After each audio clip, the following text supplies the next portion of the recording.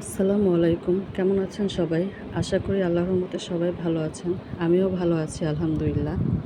বিরিয়ানি রান্না করব, তাই ভাবলাম আপনাদের সাথে একটু শেয়ার করি আমি কিভাবে বিরিয়ানি রান্না করি।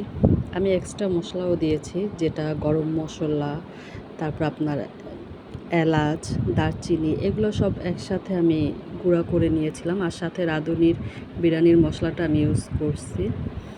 আমি মাংস বেশি ছোট করি নাই, একটু মোটামুটি মিডিয়াম সাইজ রাখছি। এই যে দেখছেন, মাংসটা আমি ভালো করে মশলার সাথে রান্না করে নিব। আমি এখানে 2 কেজি চালের মাংস বিরিয়ানি রান্না করব। এখানে মাংস আপনার 3-3.5 কেজি এইরকম নেওয়া হয়েছিল 2 কেজি চালের সাথে। এই যে দেখছেন, আলহামদুলিল্লাহ খুবই মজা হয়েছিল। কালারটা দেখতেই পাচ্ছেন আপনারা। যাই হোক, আমার ভিডিওগুলো ভালো লাগলে অবশ্যই লাইক, কমেন্ট, শেয়ার করবেন এবং আমার চ্যানেলটাকে সাবস্ক্রাইব করে দিবেন।